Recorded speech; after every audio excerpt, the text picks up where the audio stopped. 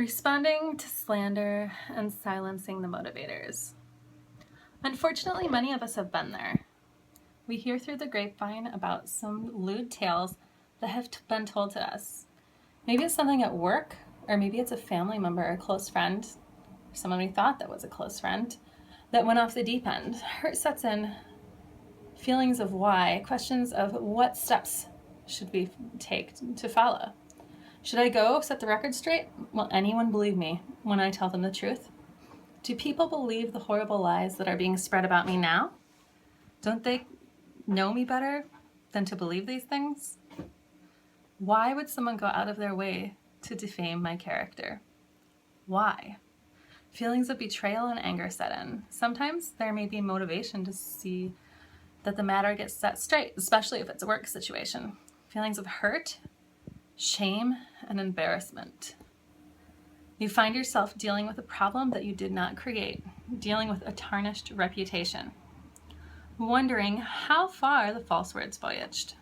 Should you call the person that heard the gossip and set the record straight? Or should you go on not knowing what kind of damage that has been caused to your character? These blows hurt. They hurt our pride, they fill us with worry, and they feed our insecurities. What if you could shout the truth from a mountain? What if you could let the whole world know what your character is like? Well, there's a way, and the way we live our lives daily. It builds a wall of protection for us, and the more good that we do, the more that we love others, the more we seek truth, and the more we do what is right, the less believable these tales are. When these situations tragically do arise, building a foundation of excellent character is the most proactive way to protect yourself from slandering, and continuing in uprightness is the best reactive method.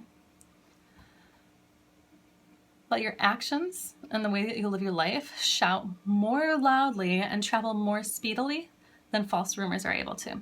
There are times when we need to address some issues. For example, if it affects your children, if it's something in the workplace that could affect your job if it's not set straight. Those are some of the non-negotiables. However, sometimes it is best to keep your chin up, keep a smile on your face, and proceed with your dignity. There are different motivators for slander and false defamation of character. Two motives that seem to consistently take the cake are jealousy and attention seeking. Jealousy is pretty simple to understand. Perhaps you're a number one performer at work. Perhaps a coworker becomes envious of the approving mentions associated with your name during team meetings. And the next thing you know, not only is he searching for your Achilles heel, but he's creating scenarios that never existed. The hope is that he can lower the way that you are viewed to a point that there is a level view of both of you. Or perhaps he can be so successful at slandering you in such a way that he sinks the viewpoint of you to even lower than his. And although this sounds dreamy to a common slanderer, the good news is this is not usually a successful plight. Attention seeking. That can be a little bit harder to identify and to put your finger on. Generally, this plays out when there's a desire for attention and no tools to gain positive fulfillment. Perhaps an ex-lover, ex-coworker, or an ex-friend or school parent begins to form a habit of slandering your name. And with a simple glance, it can appear to be done out of dislike. They just don't like you, so they want to be mean. However, the closer and more in-depth you look, the true motive can be revealed. Let's parallel the two motives. When someone dislikes another person, generally they try to avoid interactions and avoid any reason to communicate together. When someone is seeking attention, they will do almost anything to get it. Children start to act out to gain more attention from their parents, even if the attention is negative. It fills the desire to be nurtured, communicated with, and cared for. Adults, especially if that method turned out to be effective for them as a child, use the same method. It's a little bit more polished looking, but they find that they're able to push buttons by spreading false rumors and accusations which in turn trigger communications from the desired source. And even though the communication is negative, they're still able to get attention from the person that is their target. Slander is a way that many times ensures a lot of attention. So how do we and how are we to handle slander? Well, we need to use our discernment.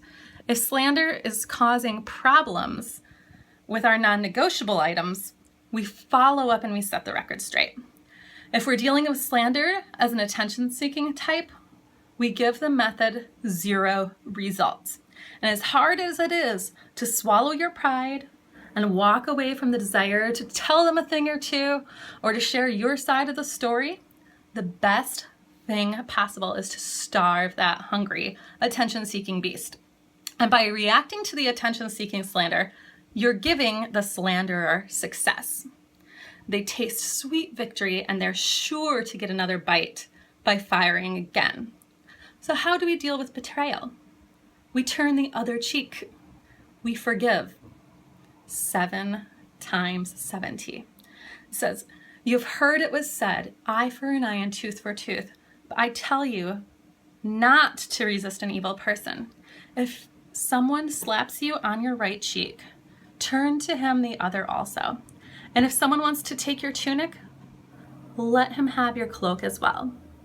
On the night of the Last Supper, Jesus knew who was betraying him. He knew there were false loyalties, but he picked up a basin, and it says that he filled it with water and began wiping dirt off Judas's feet. He humbled himself and he lowered himself below that of his betrayer. He served while setting an example of true humility and beautiful selflessness. We are to be wise as serpents, gentle as doves, and as humble and selfless as Jesus.